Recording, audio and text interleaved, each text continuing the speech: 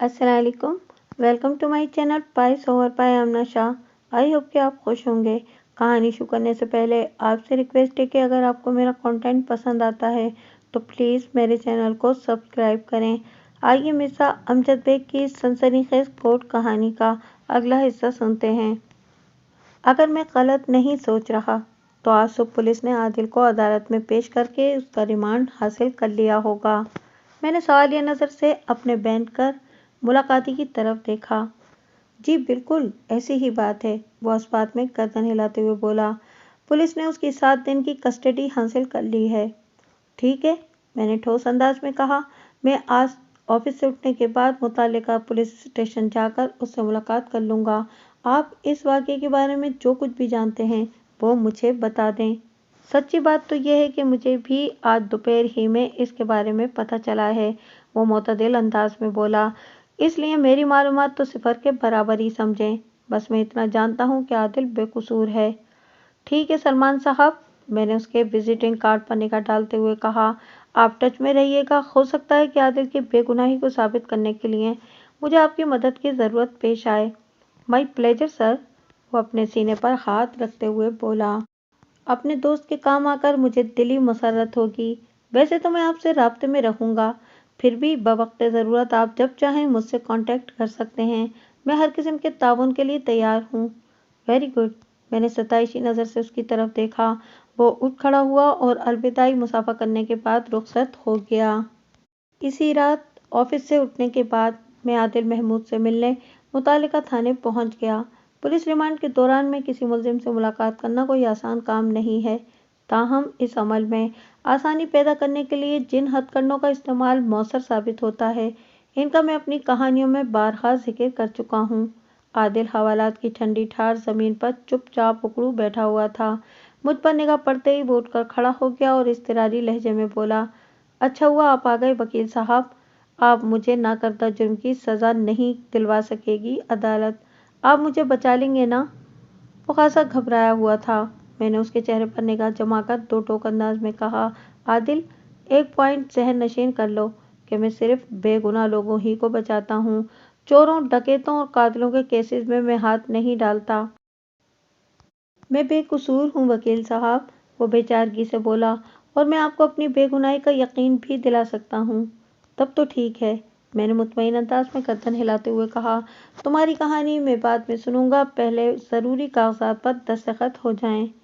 मैंने अपने brief case में से वकालतनामा, दरखास्त जमानत और दीगर चंद ज़रूरी कागजात पर मुल्जिम आदिल महमूद के दस्तखत लेकर उसे अपना मुवक्किल बना लिया। फिर पूरी तवज्जो के साथ उसकी कथा सुनने लगा। इस रात मेरे मुवक्किल ने जो कुछ बताया, मैं उसका खुलासा आपकी खिदमत में पेश करता हूँ। आदिल महमूद के मुताबिक वो मुकम्मल तौर पर मेरी इंस्ट्रक्शंस को फॉलो कर रहा था और इस काम में उसे किसी भी किस्म की दिक्कत का सामना नहीं हो रहा था। ऐसा महसूस होता था कि फरहाना की ज़बान हलक से नीचे उतर गई है। वो सुगर बीवियों के मानिंद दिलो जान से उसका ख्याल रखे हुए थी। फरहाना की ये काया पलट आदिल की समझ से बाहर थी। बहरहाल वो अल्लाह का शुक्र अदा करते हुए 3 माह की मुद्दत ख़त्म होने का इंतज़ार कर रहा था। वैसे लगभग आधी मुद्दत गुजर जाने के बाद उसे यकीन हो चला था कि मैंने शायद फरहाना पर कोई जादू वगैरह कर दिया है, जिसके ज़ेर असर उसने लड़ाई झगड़ा, शक और तानाजनी को छोड़कर माकूलियत की राह इख्तियार कर ली थी। दरअसल मैंने फरहाना को 3 माह के लिए अपनी ज़बान पर ताला डालने की जो हिदायत दी थी, इसके बारे में आदिल को कुछ नहीं बताया था। इसी तरह मैंने आदिल को 3 माह के लिए अपने कानों में स्ट्रा डालने का जो मशवरा दिया था, इसका जिक्र फरहाना से नहीं किया था। ये मेरी एक साइकोलॉजिकल चाल थी जो 100% कामयाबी की जानिब गामज़न थी कि एक मकाम पर बड़ा ही होलनाक अपसेट हो गया था। फरहाना का कत्ल किसी अजीम सानह से कम नहीं था। आदिल और फरहाना के बीच सब कुछ ठीक ठाक चल रहा था कि 15 फरवरी का सूरज तुलू हुआ। आदिल मामूल के मुताबिक सुबह अपनी ड्यूटी पर रवाना हो गया। आदिल के जाने के बाद फरहाना फहद को तैयार करके इसके स्कूल छोड़ने जाती थी। फहद का स्कूल घर के नज़दीक ही था और फहद सुबह 9 बजे से दोपहर 12 बजे तक स्कूल में पढ़ता था। इसे स्कूल पहुंचाने और वापस लाने की जिम्मेदारी फरहाना की थी और इस फर्ज की अदायगी में उसने कभी भी गफलत या कोताही से काम नहीं लिया था। आदिल ने मुझे बताया था कि 15 फरवरी की दोपहर उसके घर पर क्या हुआ। اس کی اسے متعلق خبر نہیں۔ وہ حسب معمول آفس کے کام نمٹانے کے بعد جب اپنے گھر پہنچا تو اس وقت رات کے 8 بج رہے تھے۔ اس نے اپنی بائک کو بلڈنگ کی پارکنگ میں کھڑا کیا اور جیسے ہی وہ اپنے فلیٹ تک پہنچنے کے لیے زینے کی سمت بڑھا، پولیس والوں نے اسے گرفتار کر لیا۔ پولیس اس کی طاق میں پہلے سے چوکیدار کے کمرے میں بیٹھی ہوئی تھی۔ یہ سب کچھ عادل کے لیے انتہائی حیران کن اور غیر متوقع تھا۔ جب اس نے پولیس والوں سے اس ہنگامی کارروائی کا سبب پوچھا تو اسے بتایا گیا کہ تم نے اپنی بیوی کی جان لے لی ہے، اسی لیے تمہیں گرفتار کیا جا رہا ہے، وغیرہ وغیرہ۔ فرحانہ کی لاش کی دریافت کم و بیش 1 بجے دوپہر ہوئی تھی۔ فرحانہ صبح 9 بجے فہد کو اسکول چھوڑ تو آئی تھی، مگر 12 بجے وہ اسے لینے اسکول نہیں جا سکی تھی۔ جب اسکول کے سارے بچے ایک ایک کر کے اپنے گھروں کو روانہ ہو گئے تو فہد کی کلاس ٹیچر کو فکر نے آ گھیرا۔ ایسا بھی کبھی نہیں ہوا تھا کہ فرحانہ اپنا بچہ پک کرنے میں لیٹ ہوئی ہو۔ ٹیچر نے اپنی تشویش کے پیش نظر فہد کو اپنی نگرانی میں اس کے گھر پہنچانے کا فیصلہ کیا۔ چونکہ فہد کا گھر اسکول کے بہت قریب تھا، اس لیے بمشکل 2 منٹ میں ٹیچر فہد کو لے کر اس اپارٹمنٹ بلڈنگ تک پہنچ گئی تھی جس کے 3rd فلور پر عادل کا فلیٹ تھا۔ وہ ٹیچر اگر چاہتی تو فہد کو اپارٹمنٹ بلڈنگ کے گیٹ پر چھوڑ کر یا چوکیدار کے حوالے کر کے واپس جا سکتی تھی، لیکن اس نے فرحانہ سے ملنے کا فیصلہ کیا تاکہ اس غیر ذمہ دارانہ رویے پر وہ فرحانہ کی کھچائی کر سکے۔ اس نے فرحانہ والے فلیٹ کی ڈور بیل بجائی مگر اندر سے کوئی جواب نہیں آیا۔ 3-4 بار گھنٹی بجانے کے باوجود بھی جب فرحانہ نے دروازہ نہیں کھولا تو ٹیچر گہری تشویش میں مبتلا ہو گئی۔ اس نے اس خیال سے کہ کہیں فرحانہ گھر سے باہر نہ گئی ہو، دروازے کے ہینڈل کو گھما کر اس کے لاک ہونے کی تصدیق کرنا چاہی۔ فلیٹ کا داخلی دروازہ لاک نہیں تھا۔ ہینڈل گھمانے پر وہ بآسانی کھل گیا اور کھلے ہوئے دروازے سے دکھائی دینے والے منظر نے مذکورہ ٹیچر کے ہوش اڑا دیے۔ اس کے ساتھ ہی فہد نے بھی بآواز بلند رونا شروع کر دیا تھا۔ دراصل فلیٹ کا داخلی دروازہ لاؤنج میں کھلتا تھا جہاں پر عادل نے صوفے ڈال رکھے تھے تاکہ مہمانوں کو وہیں پر بٹھا کر ان کی خاطر تواضع کی جا سکے۔ اسی ڈرائنگ روم نما لاؤنج میں ایک صوفے پر فرحانہ مردہ حالت میں بیٹھی ہوئی تھی۔ مردہ فرحانہ کی گردن ایک طرف کو ڈھلکی ہوئی تھی اور اس کے منہ سے جھاگ جاری تھے۔ اس کے نزدیک ہی صوفے پر ایک پلیٹ بھی رکھی ہوئی تھی جس کے اندر دہی بڑے موجود تھے۔ ایک چمچ فرحانہ کی گود میں پڑا ہوا تھا جس پر دہی لگا ہوا تھا۔ اس امر میں کسی شک و شبے کی گنجائش بالکل نہیں تھی کہ اپنی موت سے قبل فرحانہ صوفے پر بیٹھی دہی بڑے کھا رہی تھی اور ان دہی بڑوں میں کوئی انتہائی خطرناک اور مہلک سریع الاثر زہر ملا ہوا تھا۔ جبھی ان کے فرحانہ کے معدے میں پہنچتے ہی اس کے منہ سے جھاگ نکلنا شروع ہو گیا تھا اور وہیں صوفے پر بیٹھے بیٹھے وہ لقمہ اجل بن گئی تھی۔ اس بھیانک صورتحال نے فہد کی ٹیچر کو بری طرح بوکھلا دیا اور اس نے آس پڑوس کے دروازے پیٹ ڈالے۔ دیکھتے ہی دیکھتے وہاں نصف درجن افراد جمع ہو گئے جن میں اپارٹمنٹ بلڈنگ کا چوکیدار مطلوب حسین بھی شامل تھا۔ مطلوب حسین نے لوگوں کو بتایا کہ تھوڑی دیر پہلے عادل محمود دہی بڑے والی تھیلی دے کر گیا تھا۔ چوکیدار کی سنسنی خیز اطلاع نے ماحول میں سراسیمگی پھیلا دی۔ پھر عادل کے ایک حد سے زیادہ پھرتیلے پڑوسی نے تھانے فون کر کے پولیس کو بلا لیا۔ اس کے بعد جائے وقوعہ پر کیا کارروائی ہوئی ہوگی اس کا اندازہ آپ بخوبی لگا سکتے ہیں۔ عادل کی گرفتاری والا سین میں نے آپ کے سامنے پیش کر دیا ہے۔ عادل نے اس کے علاوہ بھی مجھے بعض ایسی باتیں بتائیں جن کی بنا پر مجھے یقین ہو گیا کہ وہ بے گناہ ہے۔ فرحانہ کی موت سے اس کا دور کا بھی واسطہ نہیں۔ اسے ایک سوچی سمجھی سازش کے تحت اس خطرناک کھیل میں پھنسایا گیا تھا۔ میں نے اپنے موکل کو پولیس کے جور و ستم سے بچنے کے لیے مفید ٹپس دیں اور اس یقین کے ساتھ کہ میں اسے ہر حال میں بچا لوں گا۔ عادل کو تسلی دلاسا دے کر میں وہاں سے چلا آیا۔ ریمانڈ کی مدت پوری ہونے کے بعد پولیس نے فرحانہ مرڈر کیس کا چالان عدالت میں پیش کر دیا۔ اس پیشی پر میں نے اپنے موکل کی ضمانت کرانے کی بھرپور کوشش کی مگر مجھے کامیابی نہ مل سکی۔ قتل کے ملزم کی ضمانت ناممکن حد تک مشکل ہوتی ہے، لہٰذا استغاثہ کے پاس بعض ایسی واقعاتی شہادتیں اور عینی گواہ موجود تھے کہ جج نے ملزم عادل محمود کی درخواست ضمانت کو رد کرتے ہوئے اسے جوڈیشل ریمانڈ پر جیل بھیج دیا اور اگلی پیشی کے لیے 15 روز بعد کی تاریخ دے دی۔ ان 2 ہفتوں میں مجھے فیلڈ ورک کرنے کا اچھا خاصا موقع مل گیا۔ میں نے اپنے موکل کی فراہم کردہ معلومات کی روشنی میں اس کے دوست سلمان جمیل کی مدد سے اتنا مواد جمع کر لیا जो मुलजिम की बेगुनाही को साबित करने के लिए काफ़ी हो सकता था। मैं अपने मुवक्किल के ऑफिस जाकर उसके कुलीग से भी मिला, जिनसे मुझे कारामद बातें पता चलीं। इनमें से मैंने एक दो अफराद को गवाही के लिए भी तैयार कर लिया। अब मैं पूरी तरह मुतमईन हो गया था। मुकर्ररा तारीख पर अदालती कार्रवाई का आगाज़ हुआ। जज ने फर्द जुर्म पढ़कर सुनाई। मेरे मुवक्किल ने सेहत जुर्म से इनकार कर दिया। इसके बाद मुलजिम का बयान हल्फी रिकॉर्ड किया गया। मैंने अपने मुवक्किल को बयान देने के लिए अच्छी खासी तैयारी करवाई थी, जिसमें ज़र्रा बराबर भी दरोगोई शामिल नहीं थी। बस मैंने अहम पॉइंट्स को एक तरतीब के साथ उसके हाफजे में बिठा दिया था। मुझे ये देखकर खुशी हुई कि आदिल महमूद ने मेरी हिदायत पर मिनोअन अमल करते हुए अपना बयान रिकॉर्ड कराया था। मुलजिम का बयान हो चुका तो वकील इस्तग़ासा जिरा के लिए एक क्यूज बॉक्स के नज़दीक चला गया और जारहाना अंदाज में सवाल किया, क्या ये सच है कि तुम्हारा अपनी बीवी से अक्सर लड़ाई झगड़ा होता रहता था? जी, ये एक हकीकत है, मुलजिम ने जवाब दिया। और इस लड़ाई झगड़े के दौरान में बसा औक़ात तुम हद से ज़्यादा आगे बढ़ जाया करते थे। वकील इस्तग़ासा ने पूछा, जब तुम्हें अपने गुस्से पर काबू नहीं रहता था तो तुम मारपीट पर भी उतर आते थे? मुलजिम ने उस बात में गर्दन हिलाते हुए मोतदिल अंदाज में कहा, जी हाँ, एक आध बार मैंने फरहाना पर हाथ भी उठाया था। इससे तो यही साबित होता है कि तुम एक कुसीले, झगड़ालू और मुतशद्दिद फितरत के हामिल हो। वकील इस्तग़ासा ने मुलजिम को घूरते हुए कहा, क्या तुम मौज़िज़ अदालत को बताओगे कि मकतूला के साथ तुम्हारे झगड़े का असल सबब क्या था? फरहाना एक ज़बान दराज औरत थी, मुलजिम ने गहरी संजीदगी से जवाब दिया।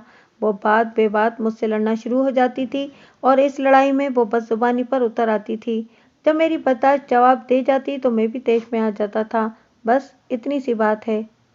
ये इतनी सी बात नहीं है, वकील इस्तग़ासा ने कहा, और तुमने मेरे सवाल का जवाब देने के बजाय इधर उधर की हाँकी है। यह अदालत जानना चाहती है कि मकतूला किस पॉइंट पर तुमसे लड़ाई किया करती थी। उसे मेरे किरदार पर शक था, मुलजिम ने बताया। 1000 बार की सफाई पेश करने के बावजूद भी उसे यकीन ही नहीं आया करता था। तो तुम ये कहना चाह रहे हो कि मकतूला का ख्याल था कि तुम दूसरी औरतों के साथ चक्कर चलाकर उससे बेवफाई के मुर्तकिब हो रहे थे?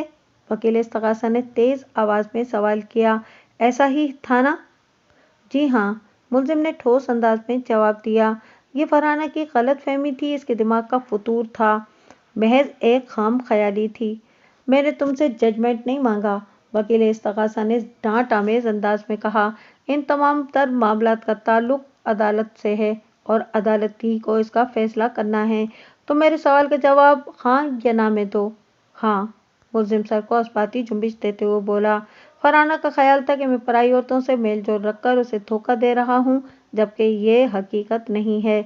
मैंने कहा ना, हकीकत और फसाने का तयन अदालत ने करना है, वकील इस्तग़ासा ने सर्जिश भरे अंदाज में याद दहानी कराते हुए कहा। तो तुम तस्लीम करते हो कि पराई औरतों से तुम्हारा मेल ताल था? बिल्कुल नहीं, मुलजिम ने पूरी कतईयत के साथ नफी में गर्दन हिलाई। मैंने ऐसा कुछ भी तस्लीम नहीं किया, ये सिर्फ फरहाना की सोच थी।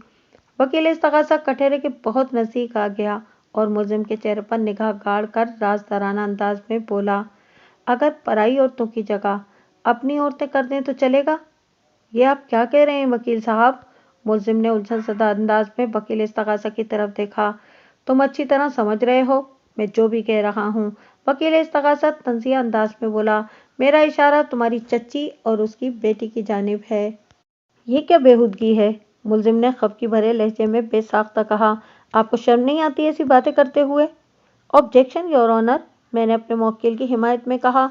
मेरे फाजिल दोस्त मुलजिम के जज्बात को भड़काने के लिए बेसरोपा बातें कर रहे हैं जो अदालत के उसूलों के मुनाफी है। जनाब अली, मैंने कोई भी बेउसूली की बात नहीं की, वकील इस्तग़ासा ने बाआवाज़ से बुलंद कहा। इस वक्त मुलजिम का किरदार ज़ेर बहस है और ये मौज़िज़ अदालत के सामने तस्लीम कर चुका है कि मकतूला का इससे झगड़ा महज इस बात पर था कि मकतूला को मुलजिम का गैर औरतों मतलब नामहरम ख़वातीन से मेल मिलाप पसंद नहीं था। जनाब अली, मैंने तुर्की ब तुर्की कहा, नामहरम औरतों से मिलना जुलना और उनके साथ गैर शरई ताल्लुकात इस्तवार करना दो अलग अलग बातें हैं। मैं आखिर उस ज़िक्र की तरफ ही आ रहा था जनाब अली, वकील इस्तग़ासा ने जज की जानिब देखते हुए बड़ी चालाकी से कहा। लेकिन डिफेंस ने मेरा रास्ता काट दिया। अगर मेरे फाजिल दोस्त इस केस की राह में इसी तरह रोड़े अटकाते रहे तो बड़ी मुश्किल हो जाएगी।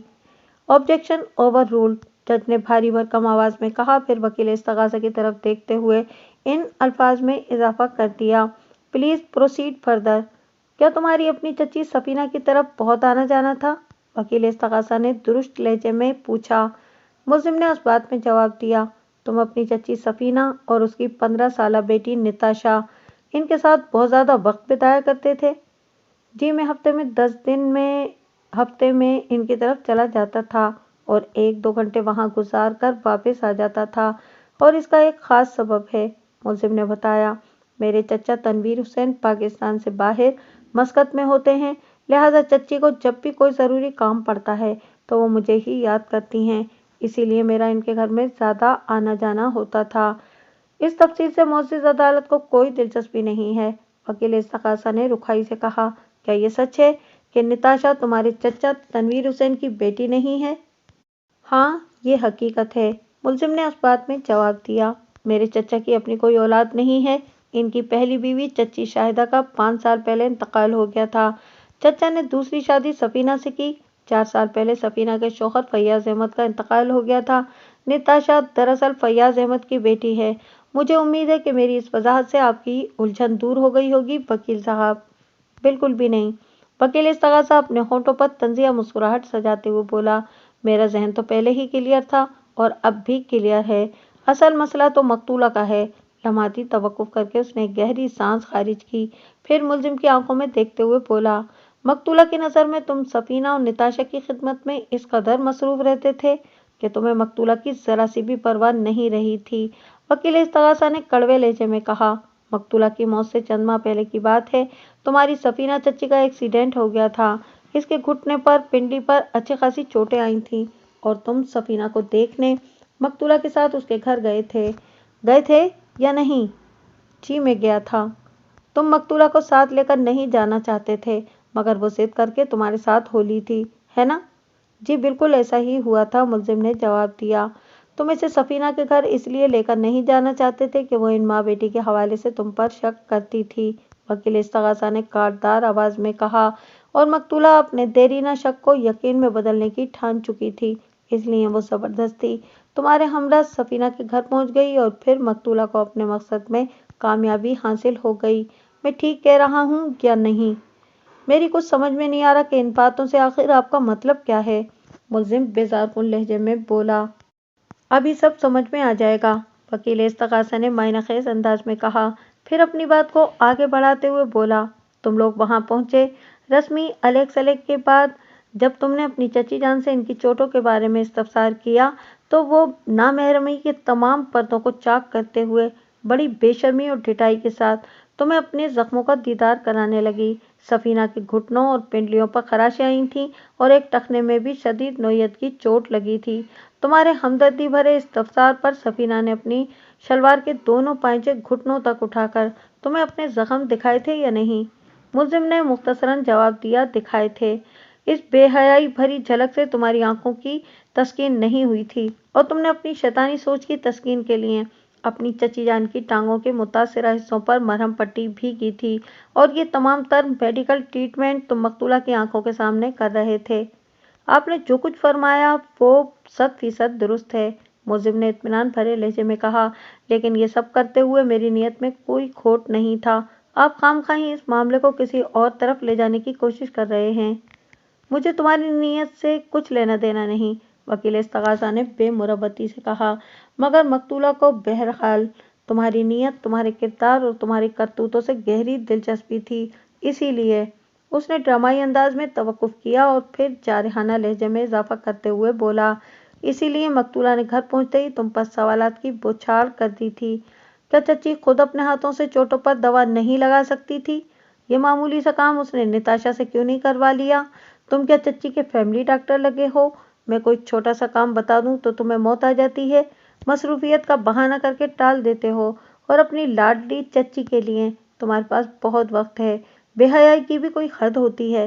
बात अधूरी छोड़कर वकील इस्तगासा ने सवालिया नजर से मुल्जिम की तरफ देखा और फिर रूए सुखन जज की जानिब मोड़ते हुए बोला, योर ऑनर, ये वाकया तो एक मिसाल है मुल्जिम की आवारा मिजाजी और हरजाईपन की।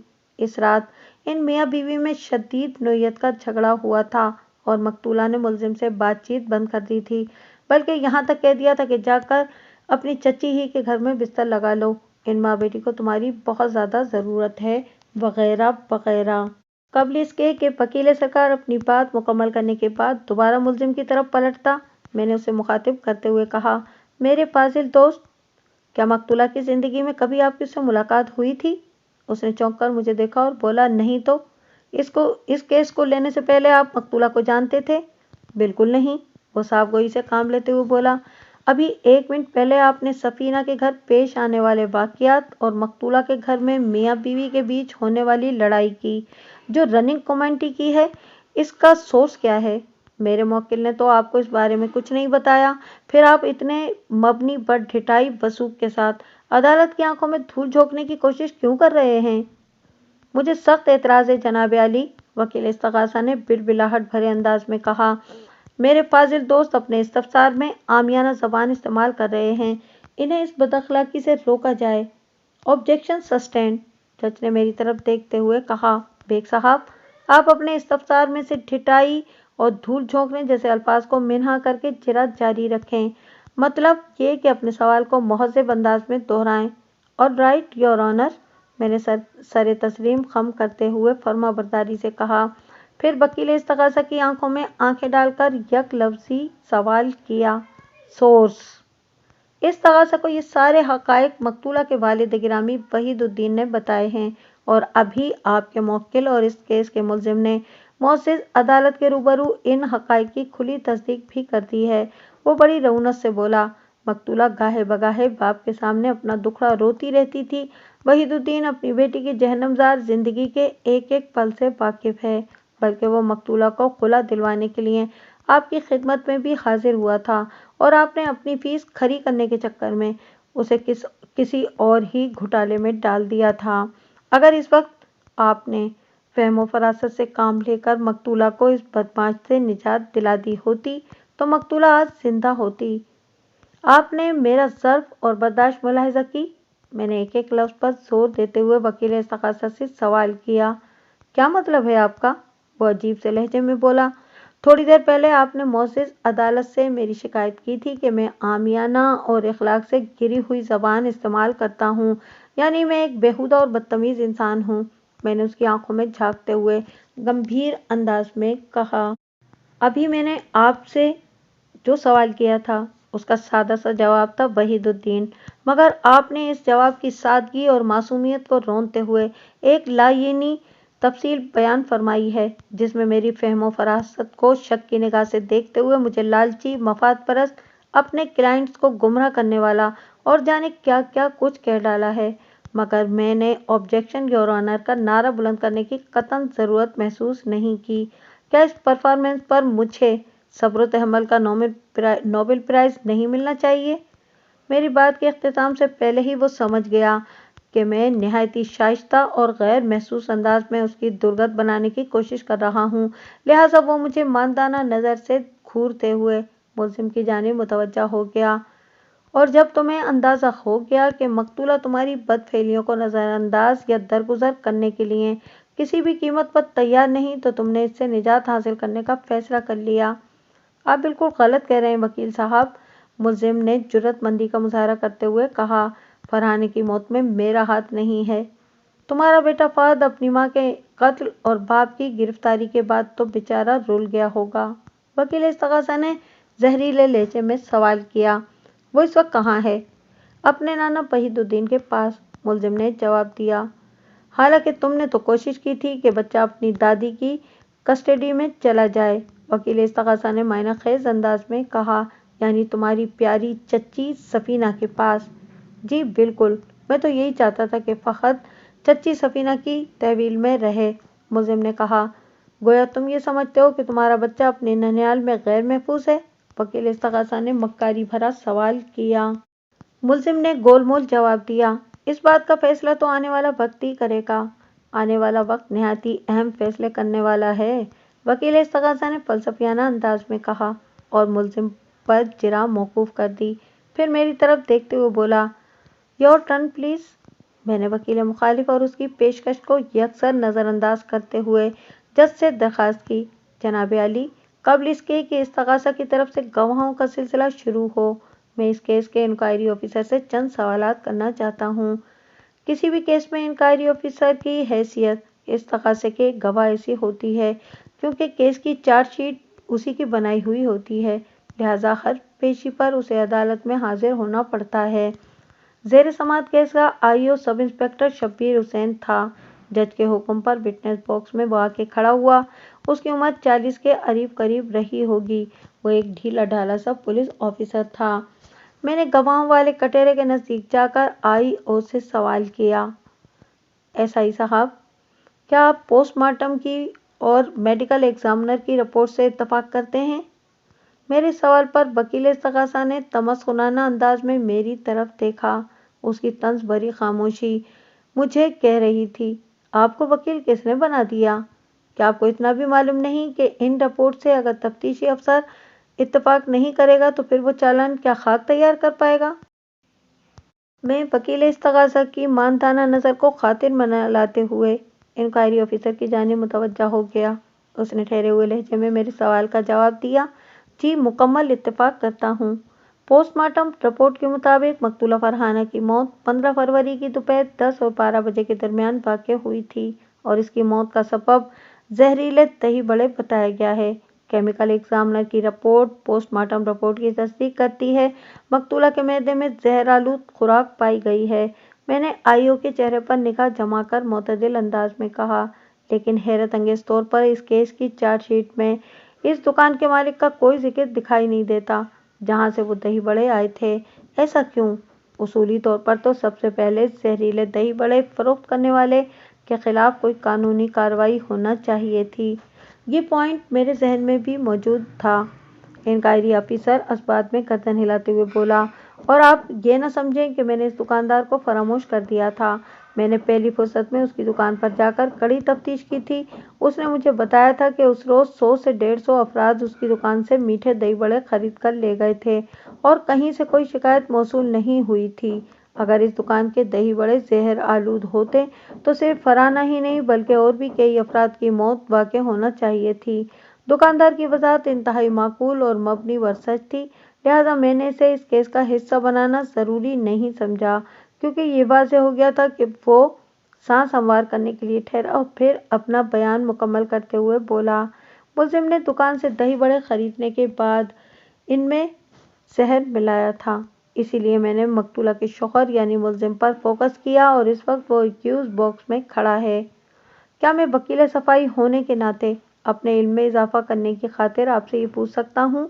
میں نے سب انسپکٹر بشیر حسین کی آنکھوں میں دیکھتے ہوئے کہا، اس میٹھے دہی بڑے بیچنے والے کا نام کیا ہے اور اس کی دکان کہاں واقع ہے؟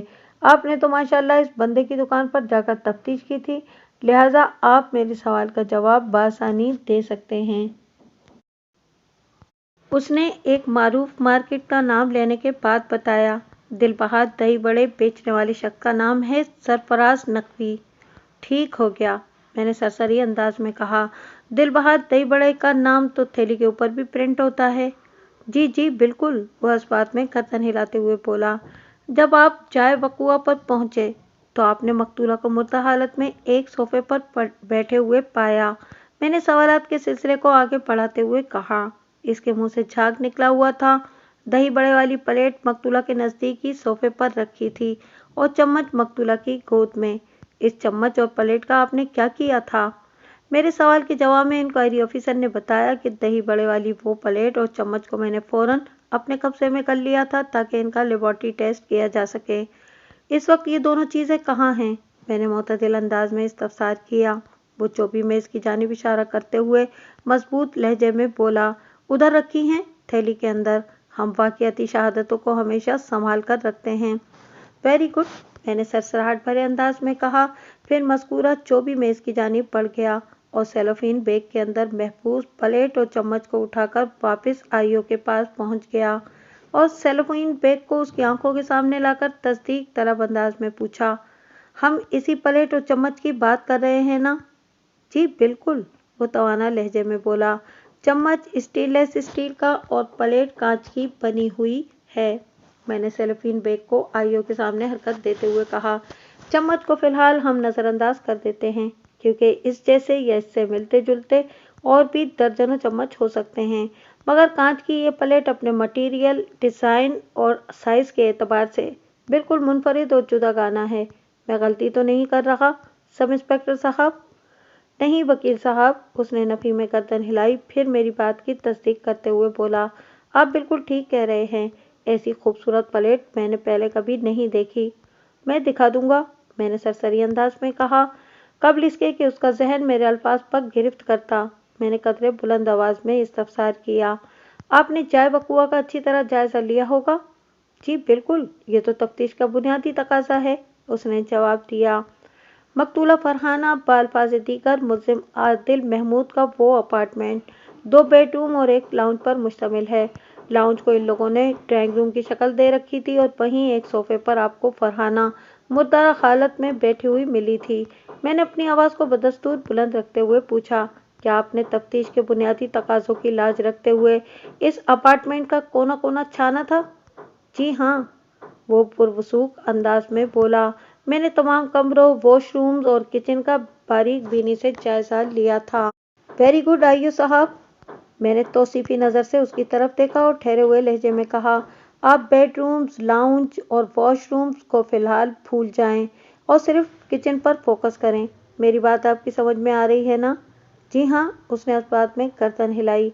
ऐसी प्लेट, मैंने सेलोफेन बैग को उसकी आंखों के सामने झुलाते हुए तेज आवाज में इस्तफसार किया, ऐसी कांच की कोई और प्लेट आपको किचन कैबिनेट में या किचन के किसी भी हिस्से में रखी नजर आई थी? एक लम्हा सोचे बगैर उसने जवाब दिया, नहीं। आपने फ्रिज के अंदर भी यकीनन झांका होगा, मैंने ठोस अंदाज में कहा, और डस्टबिन को भी देखा होगा, उसे भी नहीं भूले होंगे। मोअज़्ज़िज़ अदालत ये जानने के लिए बेचैन हो रही है कि क्या आपको घर के किसी भी हिस्से में दिल बहार दही बड़े वाली प्रिंटेड थैली कहीं रखी हुई या फेंकी हुई नजर आई? नहीं, बेसाख्ता उसके मुंह से निकला। तो फिर आपको ये कैसे मालूम हुआ था कि जिन मीठे जहर आलूद दही बड़ों को खाने के बाद मकतूला फरहाना मौत के मुंह में चली गई, वो सरफराज नकवी की दुकान से खरीदे गए थे?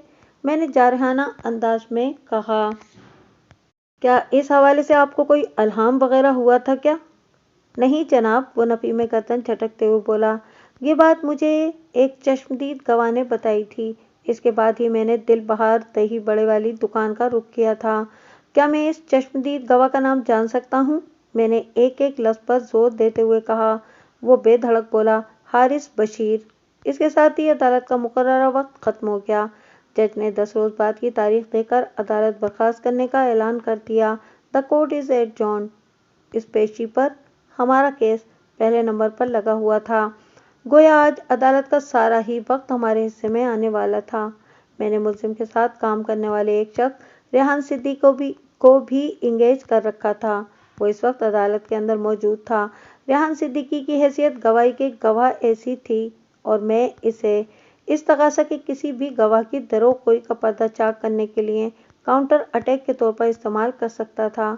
मैंने अपने इस मल्टीपर्पज़ गवाह पर वाज़े कर दिया था कि इसे किसी भी वक्त मैं हस्बे मौका और ज़रूरत बुला सकता हूँ, लिहाजा वो हरदम चौकस रहे। उसने आज का पूरा दिन मुझे अपने बल्कि अपने कुलीग की बेगुनाही साबित करने के लिए ऑफिस से छुट्टी कर ली थी। इस तकाज़ा की जानिब से पहले मकतूला के बाप वहीदुद्दीन को गवाही के लिए पेश किया गया। वहीदुद्दीन ने सच बोलने का हलफ उठाने के बाद अपना बयान रिकॉर्ड करवाया तो वकील इस तकाज़ा गवाह पर जिरा के लिए विटनेस बॉक्स के नज़दीक चला गया। लगभग 10 मिनट तक वकील इस तकाज़ा अपने गवाह की तायीद और तस्दीक के जरिए मुअज़्ज़िज़ अदालत को ये बावर कराने की कोशिश करता रहा कि मेरा मौकिल एक बदकिरदार, लोफर, आवारा मिजाज, बेवफा, झगड़ालू और गुस्सावर शख्स है। इसमें कुछ भी ऐसा नया या चौंका देने वाला नहीं कि मैं अदालती कार्रवाई के इस हिस्से की तफसील बयान करके आपका वक्त ज़ाया करूं। इसलिए आगे बढ़ते हैं। वकील इस तकाज़ा ने अपनी जिरा मुकम्मल कर ली तो जज ने मुझसे मुखातिब होते हुए पूछा, बेग साहब, आप मकतूला के बाप से कोई सवाल करना चाहेंगे?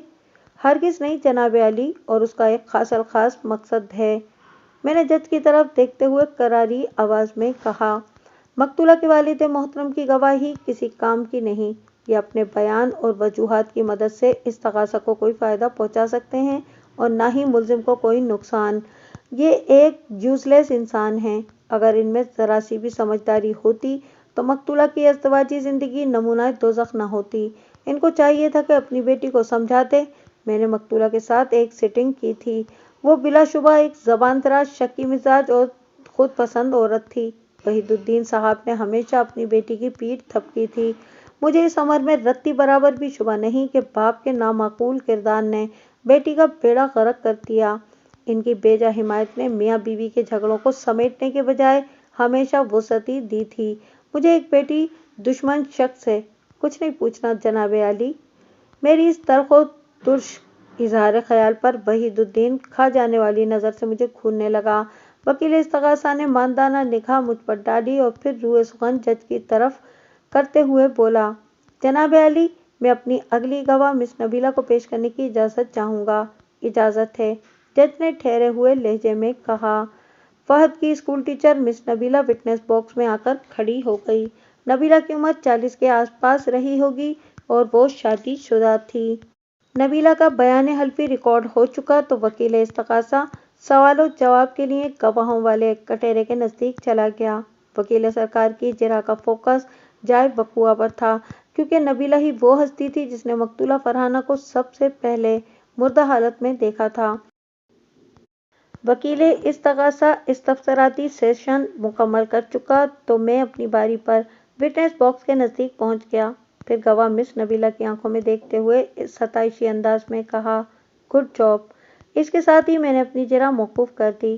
وکیل استغاثہ اور انکوائری آفیسر میرے اس عدم اعتنائی رویے پر خاصے الجھے ہوئے دکھائی دیتے تھے۔ انہیں آج عدالت میں مرزا امجد بیگ نظر نہیں آ رہا تھا، جو استغاثہ کے گواہوں کی اپنے جارحانہ سوالات کے ذریعے ایسی کم تیسی کر کے رکھ دیا کرتا تھا۔ انہیں یہ معلوم ہی نہیں تھا کہ میں صرف ایسی بالز پر ہی اسٹروکس کھیلتا ہوں جو یقینی طور پر باؤنڈری کہلا سکتی ہیں۔ اس کے بعد استغاثہ کی طرف سے سفیان ضیاء نامی ایک شخص کو گواہی کے لیے پیش کیا گیا۔ سفیان کی عمر 45 سال تھی۔ وہ پستہ قامت اور مائل و فربی بدن کا مالک تھا۔ سفیان کی اس گلی میں بیکری تھی جہاں مقتولہ اور ملزم کا اپارٹمنٹ تھا۔ سفیان کی حیثیت ایک ایسے گواہ کی تھی جس نے وقوع کے روز ملزم کو اپنے گھر کی طرف جاتے دیکھا تھا، اور وہ بھی دہی بڑوں والی تھیلی کے ساتھ۔ وکیل استغاثہ نے چند سوالات کرنے کے بعد گواہ کو فارغ کر دیا تو میں جرح کے لیے وٹنس باکس کے قریب چلا گیا۔ میں نے گواہ کی جانب دیکھتے ہوئے سوال کیا، سفیان صاحب، آپ کی بیکری کا نام کیا ہے؟ بسم اللہ بیکرز، اس نے جواب دیا۔ ماشاءاللہ، بڑا خوبصورت نام ہے، میں نے تعریفی انداز میں کہا۔ یعنی شروع کرتا ہوں اللہ کے نام سے؟ جی جی بالکل، وہ اس بات میں گردن ہلاتے ہوئے بولا۔ تو پھر میں بھی اللہ کا نام لے کر شروع ہو جاؤں؟ میں نے معنی خیز انداز میں کہا۔ جی، میں سمجھا نہیں، وہ الجھن زدہ نظر سے مجھے دیکھتے ہوئے کہنے لگا۔ ارے آپ تو پریشان ہو گئے، میں نے جلدی سے کہا۔ میرا مطلب تھا کہ کیا میں اپنی جرح کی بسم اللہ کروں؟ وہ ایک طویل اطمینان بھری سانس خارج کرتے ہوئے بولا، جی ضرور۔ سفیان صاحب، آپ نے وکیل استغاثہ کے ایک سوال کے جواب میں بتایا ہے کہ وقوع کے روز آپ نے ملزم کو اپنی بیکری کے سامنے سے گزر کر اس اپارٹمنٹ بلڈنگ کی طرف جاتے ہوئے دیکھا تھا جس کے 3rd فلور پر اس کی رہائش ہے۔ میں نے گواہ کے چہرے پر نگاہ جما کر کہا، کیا آپ معزز عدالت کو بتا سکتے ہیں کہ ملزم اس روز کتنے بجے آپ کی بیکری کے سامنے سے گزرا تھا؟ یہی کوئی 10 ساڑھے 10 بجے۔ آپ نے بڑے وثوق سے یہ بھی بتایا ہے کہ ملزم کے پاس دہی بڑے والی تھیلی بھی تھی؟ میں نے استفسار کیا۔ وہ اس بات میں گردن ہلاتے ہوئے بولا، میں نے اس کی موٹر سائیکل کے ہینڈل میں ایک تھیلی لٹکی ہوئی دیکھی تھی۔ کیا وقوع کے روز ملزم نے آپ کے پاس آ کر بتایا تھا کہ اس کی بائیک کے ہینڈل پر لٹکی ہوئی تھیلی کے اندر دہی بڑے ہیں؟ میں نے ٹٹولنے والے انداز میں سوال کیا۔ یا کسی اور طریقے سے آپ نے یہ معلومات حاصل کر لی تھیں؟ جناب، اس بندے نے تو مجھے کچھ نہیں بتایا تھا، ملزم کی جانب اشارہ کرتے ہوئے وہ تیز لہجے میں بولا۔ یہ تو اپنی بائیک پر میری بیکری کے سامنے سے گزر گیا تھا۔ میں نے اس تھیلی پر دل بہار دہی بڑے لکھا دیکھا تھا۔ واہ بھائی واہ، میں نے توصیفی انداز میں کہا۔ سفیان صاحب، آپ تو چھپے رستم نکلے۔ میں نے آپ کے جتنا پہنچا ہوا انسان اپنی زندگی میں پہلے کبھی نہیں دیکھا۔ مجھے یقین ہونے لگا ہے کہ آپ تو اڑتی ہوئی چڑیا کے پر بھی گن لیتے ہوں گے، ہے نا؟ नहीं वकील साहब, ऐसी कोई बात नहीं। वो शर्मसार सा होकर बोला, आप खामखा ही मेरी तारीफ कर रहे हैं। सुफियान साहब, मैं कुछ भी खामखा नहीं करता। मैंने उसकी आंखों में झांकते हुए खासे संगीन लहजे में कहा, चलें, आप ये तो तस्लीम करते हैं ना कि आप चलती हुई मोटरसाइकिल के हैंडल पर लटकी हुई थैली के ऊपर छपे हुए अल्फाज को बासानी पढ़ लेते हैं, जैसे कि दिल बहार दही बढ़े। उसके चेहरे पर एक रंग सा आकर गुजर गया। वो मेरे इस सवाल का जवाब इनकार में देने की जुर्रत नहीं कर सकता था, क्योंकि ये दरअसल उसी का बयान था जिसे मैंने अपने अल्फाज में पूछा था। उसने थूक निकलकर हलक तर किया, फिर इज़्तिरारी लहजे में बोला, जी हाँ, मैं तस्लीम करता हूँ। लगे हाथों ये भी तस्लीम कर लें कि आप झूठी गवाही देने अदालत में आए हैं। मैंने सरसराती हुई आवाज़ में कहा, इस मकरू काम के लिए आपने कितने पैसे लिए हैं? Objection your honour. वकील इस्तगासा फौरन अपनी गवाह की मदद को लपका। मेरे फाजिल दोस्त इस तगासा के मोअज़्ज़िज़ गवाह पर घिनौना इल्ज़ाम लगाकर उसे हिरासा करने की कोशिश कर रहे हैं। इन्हें ऐसी नीच हरकत से बाज रहने की तलकीन की जाए। जनाब आली, मैंने रूए सुखन जज की जानिब मोड़ते हुए बावाज़े बुलंद कहा, अगर मोअज़्ज़िज़ अदालत की इजाज़त हो तो मैं अभी अपने इस दावे को सच साबित करके दिखा सकता हूँ कि इस तकाज़ा का गवाह सुफियान ज़ियाद 100% गलत बयानी से काम ले रहा है। Objection overruled. जज ने ठोस लहजे में कहा, मिस्टर बेग, परमिशन ग्रांटेड। मैंने फातिहा नज़र से वकील इस्तगासा की जानिब देखा और फिर विटनेस बॉक्स में नर्वस खड़े गवाह सुफियान से इस्तफसार किया। सुफियान साहब, चंद मिनट पहले आपने मोअज़्ज़िज़ अदालत के सामने अपनी बसरी कमाल का मुजाहरा किया जब वक़्वा के रोज़ आपने मुल्ज़िम की मोटरसाइकिल के हैंडल पर लटकी हुई थैली के ऊपर छपे हुए अल्फाज दिल बहार दई बड़े को बासहूलत पढ़ लिया था। आपकी इस गैर मामूली सलाहियत ने मुझे आपसे एक अहम सवाल पूछने पर मजबूर कर दिया है, अगर आपकी इजाज़त हो तो। मेरे बज़ाहिर मुशफ़िक़ और दोस्ताना अंदाज के पीछे पोशीदा तूफ़ान का उसे किसी हद तक एहसास तो हो गया था, मगर वो सही मायनों में समझ नहीं पा रहा था कि मैं इसके साथ कौन सा हाथ करने जा रहा हूँ। लिहाजा मुतज़ब्ज़ब लहजे में धीरे से बोला, पूछें वकील साहब, पूछें। इसी मोटरसाइकिल की ड्राइविंग सीट पर सेहतमंद मुल्ज़िम भी मौजूद था। मैंने उसकी आंखों में देखते हुए इस्तफसार किया, क्या आप मोअज़्ज़िज़ अदालत को बताना पसंद करेंगे कि वक़्वा के रोज़ आपकी बेकरी के सामने से मोटरसाइकिल पर गुजरते हुए मुल्ज़िम ने कौन सा लिबास पहना हुआ था? पैंट और शर्ट, उसने बेसाख्ता कहा। मुल्ज़िम ऑफिस जाते हुए रोज़ाना पैंट शर्ट ही पहना करता है। मैंने उसकी चालाकी के गुब्बारे में पिन मारते हुए कड़े लहजे में पूछा, किस रंग की पैंट और शर्ट? ब्लैक पैंट और चेकदार शर्ट, उसने जवाब दिया। जनाब आली, गवाह का झूठ पकड़ा गया है। मैंने जज की जानिब देखते हुए पुरजोश लहजे में कहा, वक़्वा के रोज़ मुल्ज़िम ने आप वाइट पैंट और लाइनों वाली शर्ट पहन रखी थी। आप ये बात इतने यकीन के साथ किस तरह कह सकते हैं? वकील इस्तगासा ने जारिहाना अंदाज में मुझसे पूछा, आपके पास कोई ठोस सबूत भी है? आपने यकीनन ये मुहावरा तो सुन रखा होगा कि शरअ के खिलाफ तो शेख थूकता भी नहीं।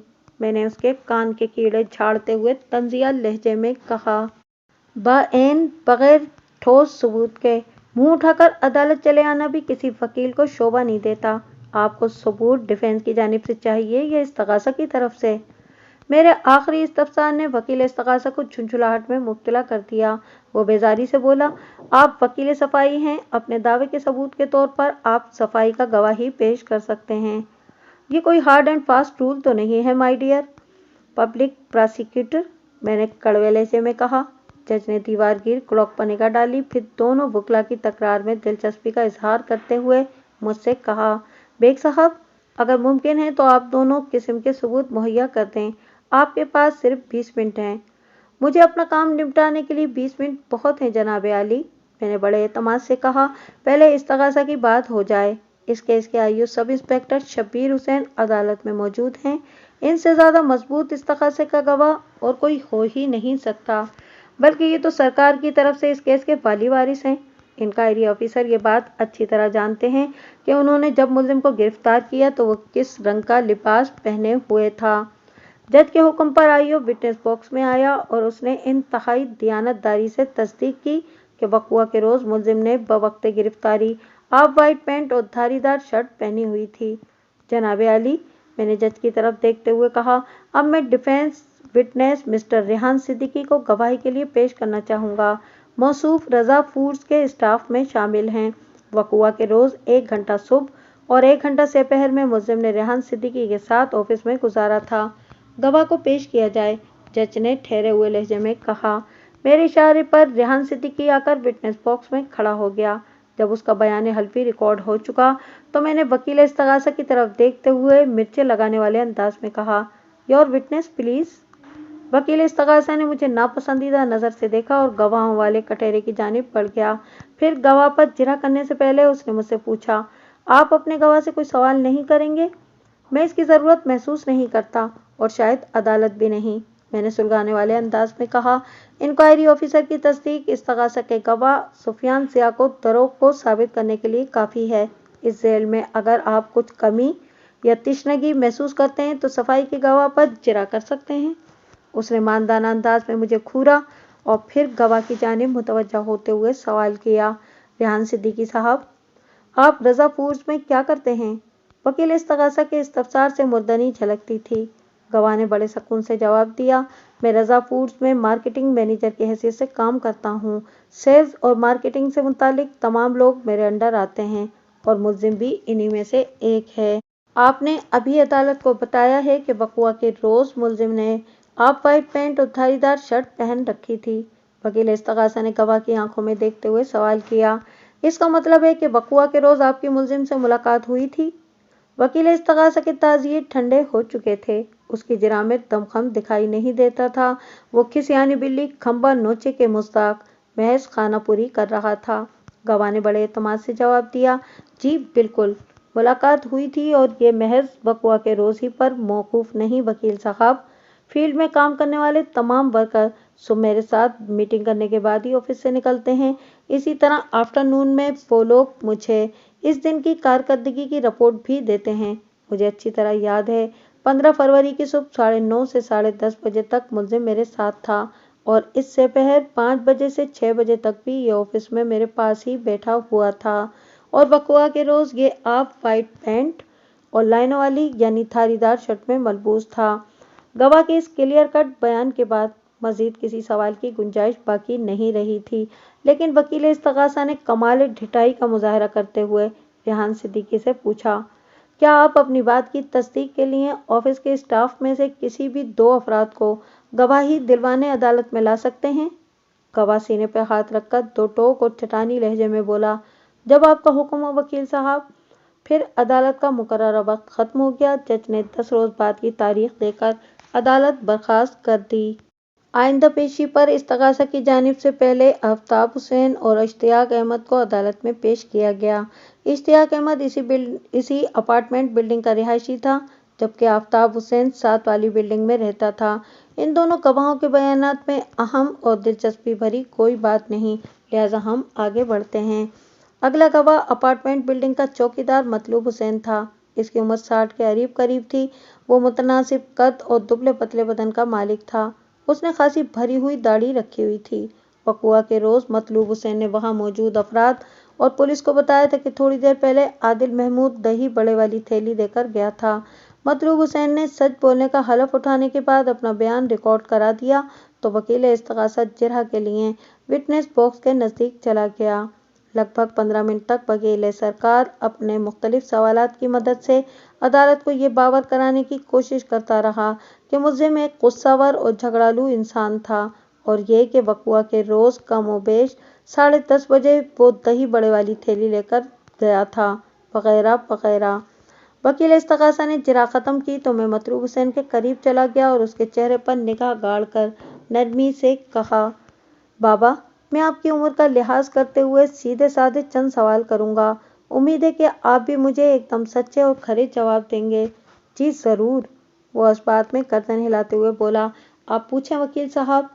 मैंने पूछा, आपने वकील इस्तगासा के सवाल के जवाब में बताया है कि मुलजिम बहुत ही झगड़ालू और फसादी इंसान है। आपको इस बिल्डिंग में चौकीदारी करते हुए कितना अरसा हुआ है? 4 साल, उसने जवाब दिया। इन 4 सालों में मुलजिम का कितनी बार आपसे झगड़ा हुआ था? मैंने अपनी जिरा में तेजी लाते हुए सवाल किया। मुझसे तो इसकी कभी मुंहमारी नहीं हुई, वो साफगोई का मुजाहरा करते हुए बोला। कोई भी 4 ऐसे अफराद के नाम बताएं जिनसे मुलजिम ने आपकी आंखों के सामने दंगा फसाद किया हो। गवाह ने नफी में गर्दन हिलाने पर इत्तेफाक किया। मतलूब हुसैन साहब, मैंने गवाह की आंखों में देखते हुए कहा, आपके इन जवाबात से तो यही बात समझ में आ रही है, मेरा मुवक्किल और इस केस का मुल्जिम एक शरीफ-उन-नफ्स और अमन पसंद इंसान है। फिर आप इसे झगड़ालू और फितना परवस साबित करने पर क्यों तुले बैठे हैं? क्या आपकी मुल्जिम से कोई ज़ाती पुरख्वाहिश है? ऐसी कोई बात नहीं वकील साहब, वो गड़बड़ा कर रह गया। मैंने तेज लहजे में दरियाफ्त किया, फिर कैसी बात है? वो जी, दरअसल मैं ये कहना चाह रहा था कि वो लुकनज़दा लहजे में वजाहत करते हुए बोला, ये अपनी बीवी के साथ लड़ाई झगड़ा करता रहता था। मतलूब हुसैन साहब, आप एक परहेजगार और पंजवक्ता नमाजी इंसान हैं, मैंने बदस्तूर उसकी आंखों में देखते हुए कहा। मियाँ बीवी के मामलात बहुत ही नाजुक और हसास होते हैं। अल्लाह ताला ने किसी की अज़दवाजी ज़िंदगी में झांकने और किसी भी किस्म की मुदाखलत करने से मना फरमाया है, और आप हुक्म खुदावंदी को पामाल करते हुए मुल्जिम और मकतूला की निजी ज़िंदगी को तश-तश-बाम करने में लगे हुए हैं। आपको कुछ अंदाज़ा भी है ये कितना घिनौना फेल और कितना बड़ा गुनाह है? इसके चेहरे पर गहरी फिक्र नमूदार हुई। नदामत आमेज लहजे में बोला, मुझसे गलती हो गई, मैं आइंदा कभी ऐसा नहीं करूँगा। आपसे गलती हुई नहीं, बल्कि आपकी सादगी और मासूमियत का फ़ायदा उठाते हुए आपसे ये गलती कराई गई है, मैंने बाशिकाफ अल्फाज में कहा। बहरहाल ये बताएं कि क्या वक़ुआ के रोज़ वाक़िअतन मुल्ज़िम दही बड़े वाली थैली देकर गया था? अच्छी तरह सोच समझ कर जवाब दें। आप पहले ही एक खौफनाक गलती कर चुके हैं। अगर आपने मज़ीद छोटी या बड़ी गलत बयानी की तो अल्लाह ताला की पकड़ से बच नहीं सकेंगे। मुझे सख्त एतराज़ है जनाब आली, वकील इस्तग़ासा ने चीख से मुशाबा आवाज़ में कहा। इस्तग़ासा का मोअज़्ज़िज़ गवाह एक दीनदार शख्स है। मेरे फाजिल दोस्त गवाह की इसी कमज़ोरी का फ़ायदा उठाते हुए इसे अल्लाह के अज़ाब से डराकर ज़हनी तौर पर परेशान करने की कोशिश कर रहे हैं। इन्हें ऐसी हरकतों से बाज रहने की तलकीन की जाए। योर ऑनर, मैंने रुए सुखन जज की तरफ मोड़ते हुए ठोस अंदाज में कहा। नंबर 1, किसी इंसान का दीनदार होना उसकी कमज़ोरी की दलील हरगिज़ नहीं हो सकता। ऐसा सोचना कमअक्ली और ज़हनी पसमानदगी को ज़ाहिर करता है। नंबर 2, हम सबको हर वक्त अल्लाह के अज़ाब से डरते रहना चाहिए, इसमें परेशानी वाली कोई बात नहीं। नंबर 3, मेरी जिन हरकत पर मेरे फाजिल दोस्त ने एतराज़ जड़ा है, उनका खुलासा बस इतना सा है कि मैं इस्तग़ासा के गवाह से दरख्वास्त कर रहा हूँ कि इसे सच कहना है और सच के सिवा कुछ नहीं कहना। अगर मेरी ये दरख्वास्त किसी नौइयत की कानून शिकनी के ज़ुमरे में आती है तो मैं इस दरख्वास्त को वापस लेने के लिए तैयार हूँ। That's all your honour. Objection overruled, जज ने फैसला कुन अंदाज में कहा। Mister Beg, please proceed further. वकील इस्तग़ासा अपना समूह लेके रह गया था, उसकी हालत दीदनी थी। मैं इसे तकलीफ में मुब्तला छोड़कर अपने गवाह की जानिब मुतवज्जा हो गया और अपने सवाल को दोहराते हुए पूछा, क्या वक़ुआ के रोज़ मुल्ज़िम खुद ही दही बड़े वाली थैली आपको देकर गया था? नहीं, वो नफ़ी में गर्दन हिलाते हुए बोला, दही बड़े वाली थैली कामरान लेकर आया था और इसी ने मुझे बताया था कि मुल्ज़िम ने ये दही बड़े अपने घर देने के लिए कहा है। ओह, मैंने मुतासिफाना अंदाज में कहा। फिर पूछा, ये कामरान कौन है और कहाँ रहता है? कामरान 10-12 साल का एक लड़का है, मतलूब हुसैन ने जवाब दिया, और हमारी गली ही की एक बिल्डिंग में रहता है। ठीक हो गया, मैंने एक गहरी सांस खारिज करते हुए कहा। तो आपने कामरान के हाथ से दही बड़े वाली थैली ली और इसे ऊपर जाकर मकतूला फरहाना को दे आए थे? नहीं वकील साहब, वो एक मरतबा फिर नफ़ी में गर्दन झटकते हुए बोला, मैंने तो इस थैली को हाथ भी नहीं लगाया था। कामरान ने मुझे वो थैली दिखाते हुए बस इतना बताया था कि ये दही बड़े आदिल ने अपने घर देने को कहा है। क्या मैं ऊपर चला जाऊं? मुझे इसमें कोई खराबी नज़र नहीं आई और मैंने कामरान को ऊपर जाने की इजाज़त दे दी। बस इतनी सी बात है जनाब। इसका मतलब तो ये हुआ कि आप वसूख से नहीं कह सकते कि इस थैली में दही बड़े ही थे या कुछ और? मैंने सनसनाते हुए लहजे में इस्तफसार किया। जी, आप बिल्कुल ठीक कह रहे हैं, वो मोतदिल अंदाज में बोला। मैंने इस थैली को खोलकर नहीं देखा था और आप ये भी नहीं जानते कि मज़कूरा दही बड़े वाली थैली को इस लड़के कामरान ने मकतूला फरहाना तक ही पहुँचाया था या कहीं और, है ना?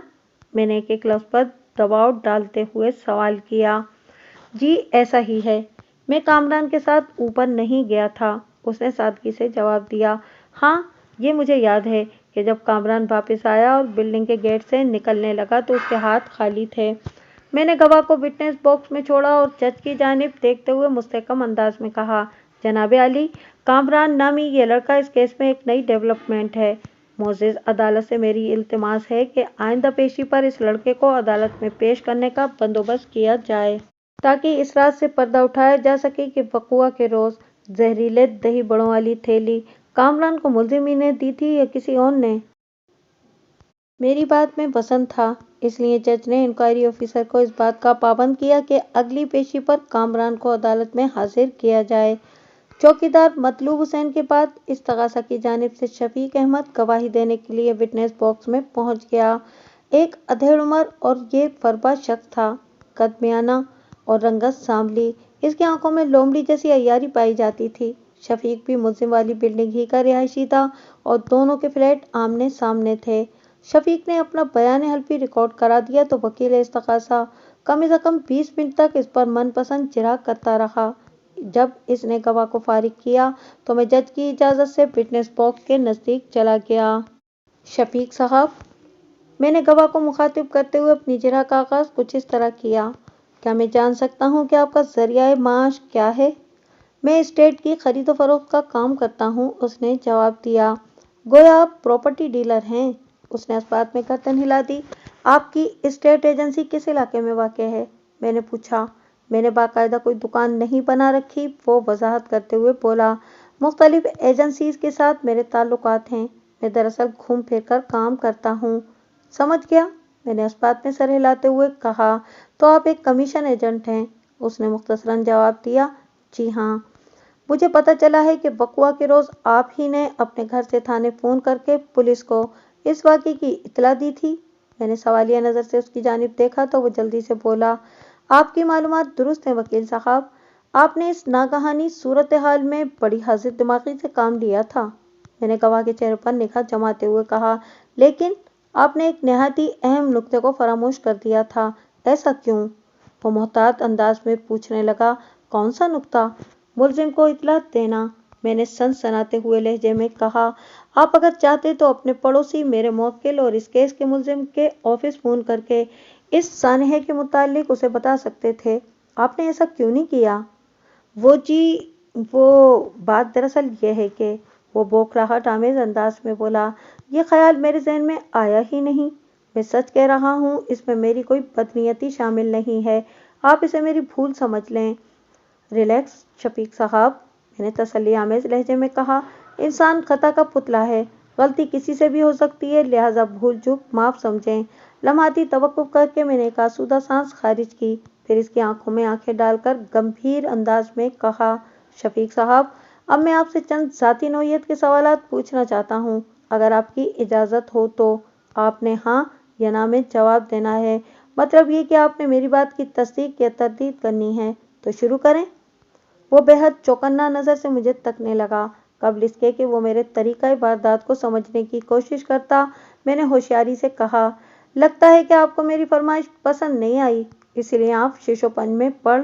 ऐसी कोई बात नहीं है वकील साहब। वो मेरी बात की तकमील से पहले ही जल्दी से बोला, आप मुझसे पूछें जो भी पूछना चाहते हैं। क्या ये सच है कि आपकी शादी को 8 साल हो गए हैं? मैंने तीखे लहजे में सवाल किया। और अभी तक आपकी कोई औलाद नहीं है? जी हाँ, उसने मेरे सवाल की तस्दीक की। आपकी बीवी यास्मीन बहुत ही खूबसूरत और दिलकश औरत है। मैंने सवालात के सिलसिले को आगे बढ़ाते हुए कहा, क्या आपने यास्मीन को देख रखा है? उसने पूछा। सवाल नहीं, सिर्फ जवाब, मैंने सर्जिश करने वाले अंदाज में कहा। जी हाँ, वो खफगी आमेज़ अंदाज में बोला। यास्मीन जैसा हुस्न जमाल बहुत ही कम औरतों को नसीब होता है। यास्मीन की यही दिलकशी और खूबसूरती आपके लिए एक मुसीबत बनकर रह गई है। मैंने उसकी आंखों में आंखें डालकर सरसराते हुए लहजे में कहा, आप इसके किरदार पर शक करने लगे हैं। इस इशू को लेकर आप मियाँ बीवी में कई झड़पें हो चुकी हैं, आप इसे छोड़ना नहीं चाहते और वो आप जैसे शक्की मिजाज मर्द के साथ रहने को तैयार नहीं है और ये मामला खतरनाक हुदूद में दाखिल हो चुका है। ये आप क्या बकवास कर रहे हैं? वो फट पड़ा। ऑब्जेक्शन योर ऑनर, वकील इस्तगासा इसकी मदद को लपका। जनाब अली, मेरे फाजिल दोस्त, इस्तगासा के मोतबर गवाह की खान की ज़िंदगी पर बड़ा रकीक हमला कर रहे हैं। उन्होंने तो अपने मौक्किल के हालात ज़िंदगी को उल्टा कर गवाह के ऊपर डाल दिया है। ये कोई अच्छी बात तो नहीं।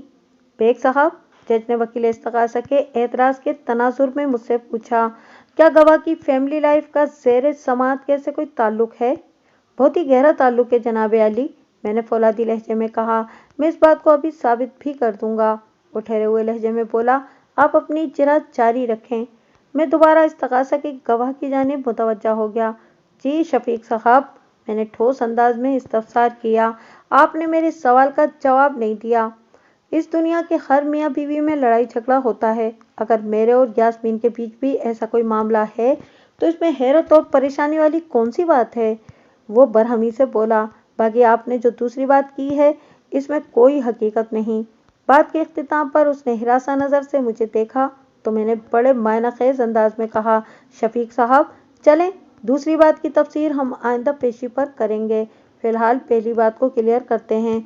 मैं सांस हमवार करने के लिए थमा, फिर तलखी भरे लहजे में इजाफा करते हुए कहा, शफीक साहब थोड़ी देर पहले आपने वकील इस्तगासा की जिरह के जवाब में मुल्जिम और मकतूला के माबैन तनाज़े को अपने ज़ोर बयां से इतना बुलंद कर दिया है कि इसे देखकर बेचारा माउंट एवरेस्ट भी शर्माने लगा है। लेकिन अपने घर के बाएन मामले को आप एक नॉर्मल सी बात कह रहे हैं। क्या ये खुला तजाद नहीं है? आपका जो जी चाहे वो समझ लें, वो खफगी भरे लहजे में बोला। मेरा जी तो आपको कुछ दिखाने को चाह रहा है, मैंने पुरमाइनी अंदाज में कहा। वो इस्तरारी लहजे में बोला, क्या?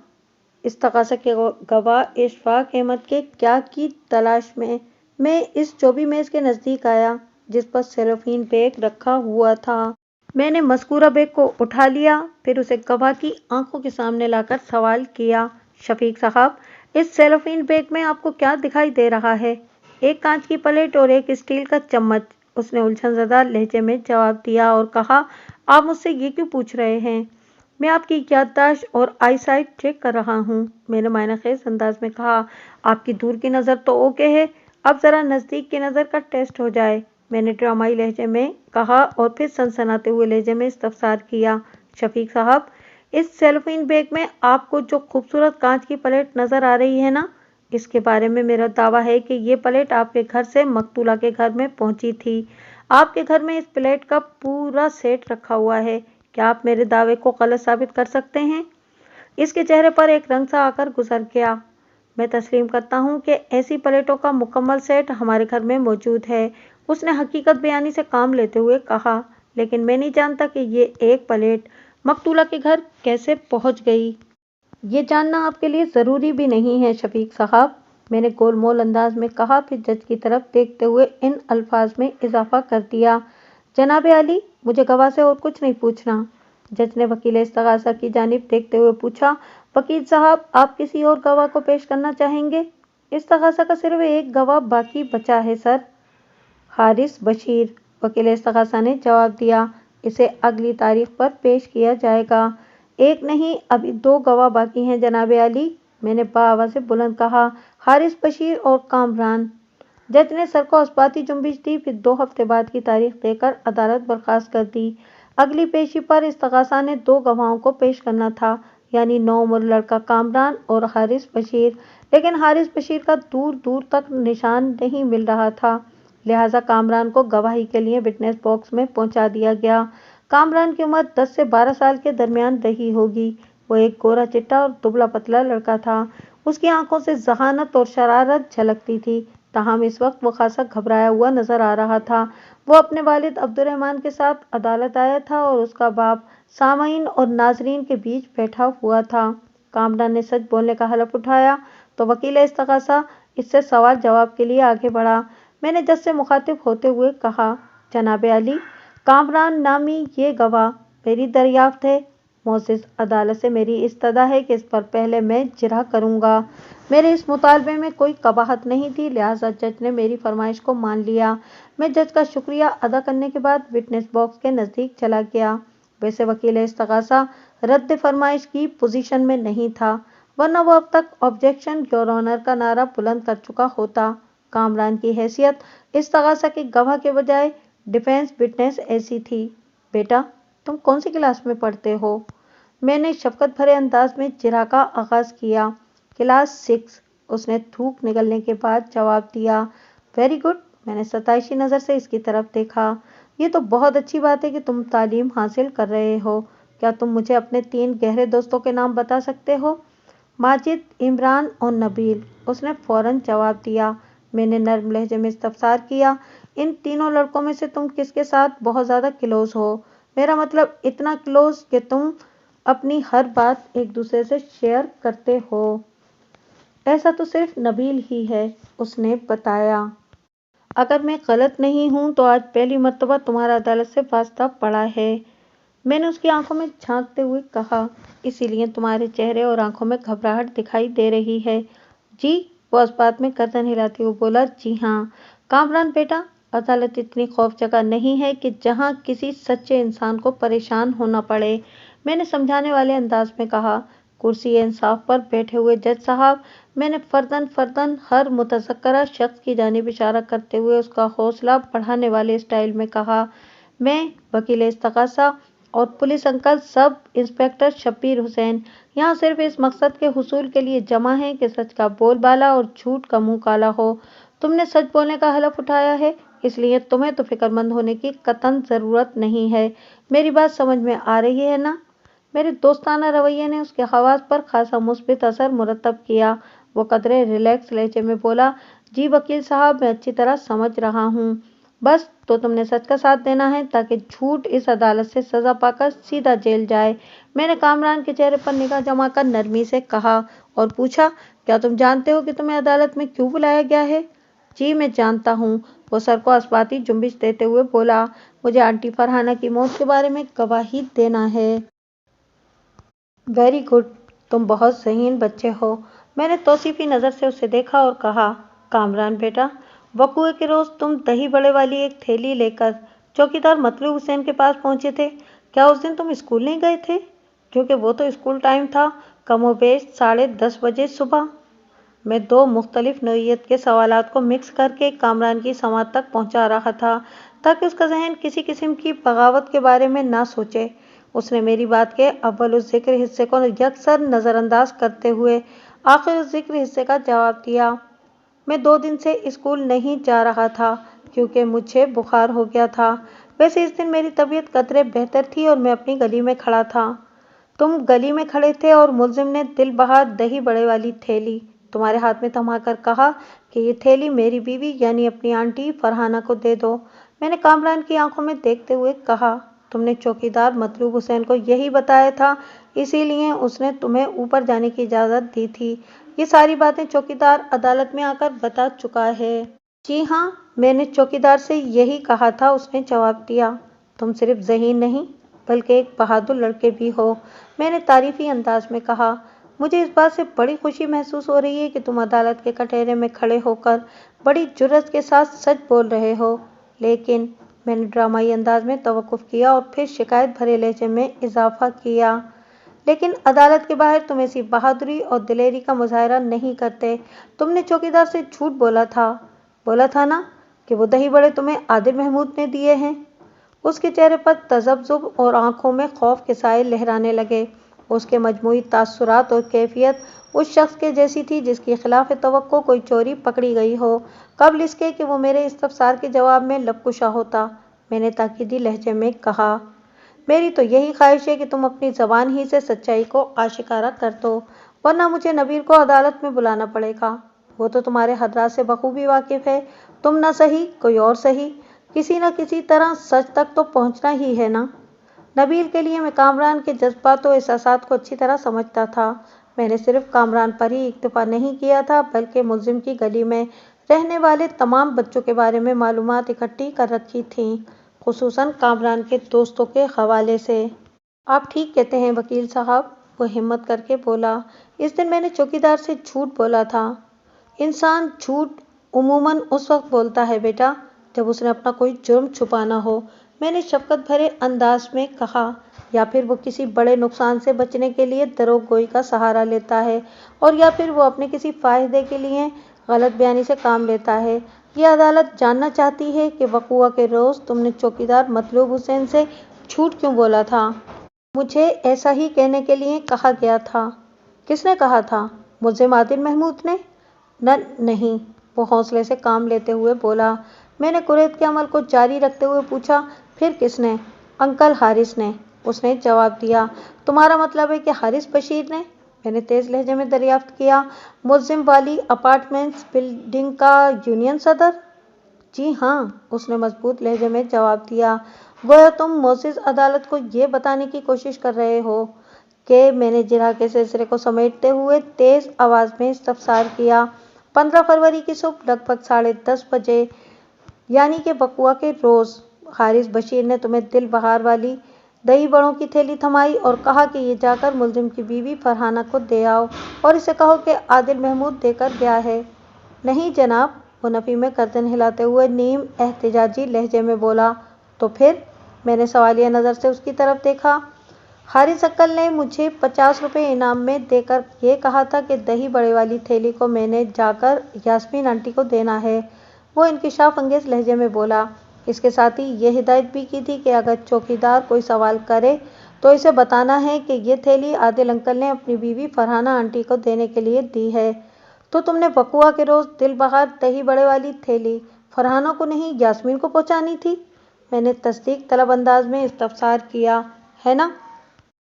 जी हाँ, वो रुहासी आवाज में बोला। मैं पैसों के लालच में आ गया था, बस इसीलिए मैंने हारिस अंकल की बात मान ली।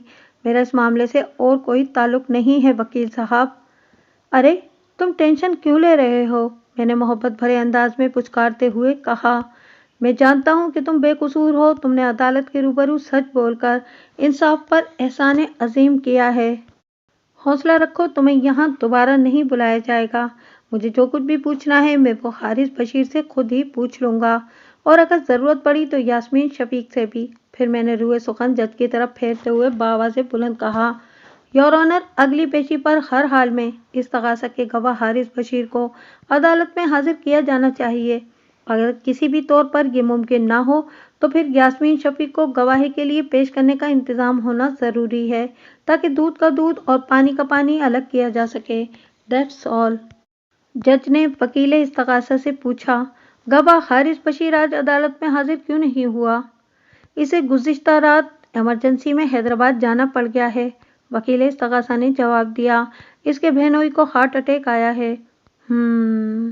जज ने पुरसोच अंदाज में कहा। मैं 1 हफ्ते बाद की तारीख दे रहा हूँ। अगली पेशी पर गवाह को अदालत में हाजिर करना आपकी और आईओ की जिम्मेदारी होगी। आप दोनों इस सिलसिले में सलाह मशवरा कर सकते हैं। यस सर, वकील इस्तगासा ने अताअत मंदी से कहा। जज ने वकील इस्तगासा को जिस ड्यूटी का हिस्सा बना दिया था वो दरअसल आईओ ऑफिसर का फर्ज था।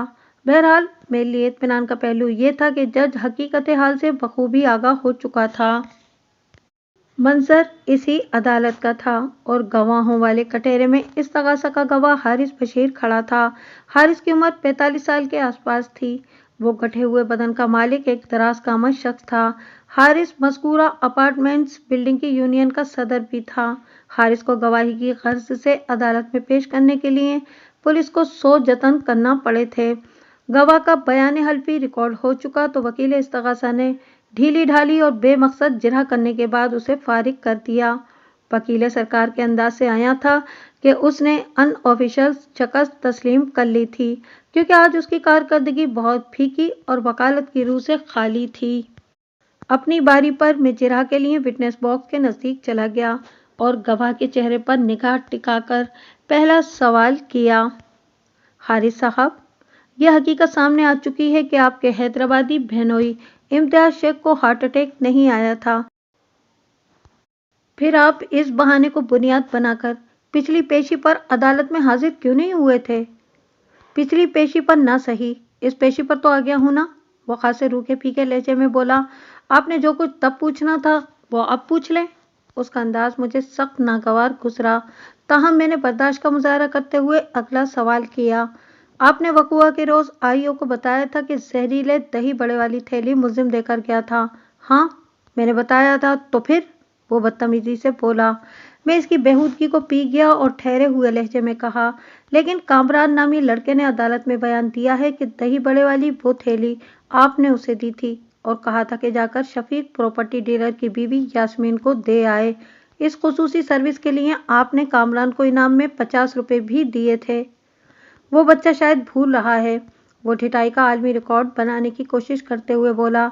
मैंने इससे ये कहा था कि वो थैली मुलजिम की बीवी फरहाना को दे और 50 रुपए वाली बात जो थी वो सरासर गलत और बकवास है। चलें, बकवास बात को हम फिलहाल एक तरफ रख देते हैं। मैंने उसकी आंखों में झांकते हुए रसानियत भरे लहजे में कहा, आपने आइयो को बताया था कि दही बड़े वाली थैली मुलजिम देकर गया था, जिसकी 1 मिनट पहले आपने तस्दीक भी की है, और अब आप ये फरमा रहे हैं कि आपने कामरान को वो थैली थमाकर कहा था कि मुलजिम की बीवी फरहाना को दे आए। ये दोनों बयानात एक दूसरे से लगा नहीं खाते। इनमें से कोई एक ही बात दुरुस्त हो सकती है। लगा कैसे नहीं खाते? वो मुझे आंखें दिखाते हुए बरहमी से बोला, ये दोनों बातें सही हैं। ठहरें, मैं आपको समझाता हूँ। लम्हाती तवक्कुफ करके उसने अदालत में मौजूद लोगों पर तायराना नजर डाली, फिर अपनी बात को मुकम्मल करते हुए बोला, मुलजिम जल्दी में था। उसने दही बड़े वाली थैली मुझे थमाकर कहा कि मैं उसके घर पहुंचा दूं। इत्तेफाक से इस वक्त मैं भी जल्दी में था। मैंने मुलजिम से थैली ले ली और कामरान को थैली देकर मुलजिम के घर पहुंचाने को कहा। बस इतनी सी बात है जनाबे आली। ये इतनी सी बात नहीं है हारिस साहब, मैंने जरा का गेयर बदलते हुए कहा। अगर आपकी हिदायत के मुताबिक कामरान दही बड़े वाली वो थैली ले जाकर मकतूला फरहाना को दे देता तो आपकी बात को किसी हद तक दुरुस्त माना जा सकता था, लेकिन वो तो आपके हुक्म पर सीधा मिसेज शफीक के घर पहुंच गया था, यानी आंटी यास्मीन के घर। ये तो फिर इस लौंडे की गलती हुई ना? वो तंजिया अंदाज में मुझे घूरते हुए बोला। आप खामखा मुझे रगड़ा दे रहे हैं। मैं कुछ भी खामखा नहीं करता। मैंने एक एक लफ्ज पर जोर देते हुए कहा, क्या आपकी शादी हो चुकी है? जी हाँ, मैं शादीशुदा हूँ। वो सीना चौड़ा करते हुए बोला। आपको कोई परेशानी? नहीं, मुझे तो कोई परेशानी नहीं। अलबत्ता जिस अपार्टमेंट्स बिल्डिंग की यूनियन के आप सदर हैं, वहाँ चंद लोगों को आपकी ज़ात से काफ़ी परेशानी है। मैंने उसकी आंखों में देखते हुए कहा, इनमें से एक आध तो इस वक्त अदालत के कमरे में भी मौजूद हैं। उसने मुतलाशी नज़र से हाज़रीन अदालत को देखा, लेकिन मैंने जिस एक आध बंदे का जिक्र किया था वहां तक उसकी निगाह ना जा सकी। वो मर्द मज़कूर था प्रॉपर्टी एजेंट शफीक। मैंने उसे ऐसे जाविये से बैठने की हिदायत की थी कि वो विटनेस बॉक्स में खड़े हुए गवाह को नजर न आए। मैंने गुज़िश्ता एक पेशी पर शफीक पर जिस नोयत की जिरह की थी, इससे वो बहुत ज़्यादा घबरा गया था और अगले ही रोज़ वो मुझसे मिलने ऑफिस चला आया था। मैंने अपने मोक्किल की फराहम करदा इंतहाई हसास नोयत की मालूमात की रोशनी में जब इस तकाज़ा के गवाह से बात की तो इसकी घबराहट में कई गुना इजाफा हो गया था। नतीजतन वो मुझसे ताउन करने के लिए तैयार हो गया था, इस वादे के साथ कि मैं अदालत में उसकी इज्जत को नहीं उछालूंगा। मैंने उस पर वाज़े कर दिया था कि वो मुझसे ताउन करे या ना करे, मैं सच को हर हाल में सामने लाकर रहूंगा। शफीक के पास फरार का कोई रास्ता नहीं था। मुझे तो कोई दिखाई नहीं दे रहा। इस तगासा के गवाह हारिस ने उकताहट भरे लहजे में कहा, अगर वाकई कोई शख्स मुझसे परेशान है तो मुझसे आकर बात क्यों नहीं करता? हर परेशान शख्स आपसे डरता है, मैंने सरसरी अंदाज में कहा। फिर खासे कड़े लहजे में इस्तफसार किया, हारिस साहब, अगर आप शादीशुदा हैं तो आपकी बीवी आपके साथ क्यों नहीं रहती? वो शादी के 1 साल बाद ही आपको छोड़कर क्यों चली गई थी? कुछ तो वजह होगी। ये कैसा वाहियात सवाल है? वो खूंखार अंदाज में मुझे घूरते हुए बोला। Objection your honour. इस नाजुक मोड़ पर वकील इस्तगासा ने अपनी ड्यूटी निभाते हुए चीख से मुशाबा आवाज में अपना एहतजाज रिकॉर्ड कराने की कोशिश की। इस अदालत में फरहाना मर्डर केस की समाअत हो रही है और मेरे फाजिल दोस्त मोअज़्ज़िज़ गवाह के माजी को खंगालने में अदालत का वक्त बर्बाद कर रहे हैं। मैं भी तो यही कह रहा हूँ, हारिस बशीर ने डेढ़ होशियारी करते हुए कहा। माजी को मारें गोली और हाल की बात करें जनाब। माजी को गोली मारने से वक्त की नसबंदी हो जाती है हारिस मियाँ। मैंने गवाह के चेहरे पर निगाह गाड़ कर सनसनाते हुए लहजे में कहा, अगर मैंने आपके माजी को गोली मार दी तो आपके हाल की मौत वाक़ई हो जाएगी, लिहाजा सोच समझ कर मुँह खोलें। आपके दिन वैसे भी गिने जा चुके हैं। बेग साहब, गवाह के माजी का ज़ेर समाअत केस से कोई ताल्लुक निकलता है? जज ने मुझसे पूछा। 100% जनाबे अली, मैंने चटानी लहजे में कहा। फिर इस तकाज़ा के ताबूत में आखिरी मीख ठोकने की गर्ज से रूए सुखन जज की जानिब फेरते हुए जोशीले अंदाज में कहना शुरू किया, योर ऑनर, हारिस बशीर के घिनौने किरदार की वजह से ही इसकी बीवी शुमाइला इसे छोड़कर चली गई थी। ये यूनियन सदर होने का फ़ायदा उठाते हुए नामहरम औरतों पर गंदी निगाह डालता है। इसकी बदमाशी और गुंडागर्दी से लोग डरते हैं। एक मौके पर इसने मकतूला के साथ फ्री होने की कोशिश की तो मकतूला ने इसे बुरी तरह छिड़क दिया था। चंद रोज बाद इस कमीने शख्स ने दोबारा मकतूला से बदतमीजी की सही की तो मकतूला ने इसके मुंह पर थूकते हुए ये धमकी भी दी थी कि वो इसे यास्मीन की तरह आसान शिकार न समझे। अगर आइंदा कभी उसने मकतूला के रास्ते में आने की कोशिश की तो वो सबको उसके काले करतूतों के बारे में बता देगी। मैं सांस संभार करने के लिए रुका और फिर अपनी बात को मुकम्मल करते हुए कहा, इस वाक़ये के एक हफ्ते बाद ही मकतूला फरहाना जहर आलूद दही बड़े खाने के बाद मौत के मुंह में चली गई। वो मज़ेदार और दिलबहार दही बड़े किस तरह जहरीले दही बड़े बन गए, इन्हें किस तरह यास्मीन के घर पहुंचाया गया, फिर यास्मीन के घर से वो जहरीले दही बड़े मकतूला के पास कैसे पहुंचे होंगे। इन तमाम और इन्हीं जैसे दीगर सवालात के जवाबात तलाश करने के लिए इंसान का रॉकेट साइंस से वाकिफ होना ज़रूरी नहीं है। पिछली पेशियों पर गाहे बगाहे अदालती कार्रवाई के दौरान में ये राज खुलते रहे हैं। That's all your honour. इधर मेरी बात खत्म हुई, उधर हारिस बशीर चिंगाड़ता हुआ विटनेस बॉक्स से बाहर निकला। वकील के बच्चे, इसका रुख मेरी ही जानिब था। तुमने मेरे बने बनाए खेल को बर्बाद कर दिया। वो दोनों बाजू फैलाते हुए मुझ पर लपका। तुम्हें ख़त्म करने के लिए तो मेरे हाथ ही काफ़ी हैं। मैं अभी तुम्हें भी फरहाना के पास पहुंचाता हूँ। इस सूरत हाल ने अदालत में खलबली मचा दी। मुझे अपनी खुशफहमी बल्कि गलत फहमी का फ़ौरन ही एहसास हो गया था। मेरा ख्याल तो यही था कि गुज़िश्ता पेशी पर मैं इस्तग़ासा के ताबूत में आखिरी कील ठोकने जा रहा था, लेकिन ये अजीम काम इस्तग़ासा के गवाह हारिस बशीर ने खुद ही कर डाला। मुझ पर कातिलाना हमला, और वो भी एक वालिद जुर्म के साथ, मेरे मौक्किल के हक़ में मुफीद साबित हुआ था। ये बताने की ज़रूरत नहीं कि आइंदा पेशी पर अदालत ने मेरे मौक्किल आदिल महमूद को बाइज़्ज़त बरी कर दिया था। इस मौके पर आदिल की खुशी दीदनी थी। उसने जज्बात से लबरेज लहजे में कहा, बेग साहब, मुझे यकीन था कि आप मुझे इस मुसीबत से निजात दिलाएंगे, और आपने ये करके दिखा दिया।